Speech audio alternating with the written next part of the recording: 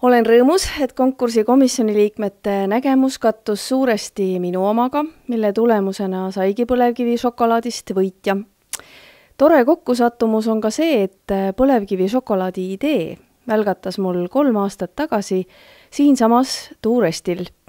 Nii et võib vaid oletada, kui palju erinevaid ideid just siit alguse saab ja võib-olla isegi täna siin sündinud on.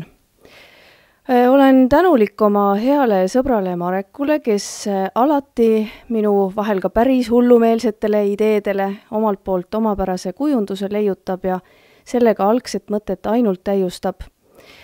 Samuti meistrile, kes minu ideepojakese mõnusalt maitsvaks pruuniks kullaks vormis. Olge lahked seda maitsma ja Ida-Virumaad külastades seda peagi kaasa ostma ning jagama.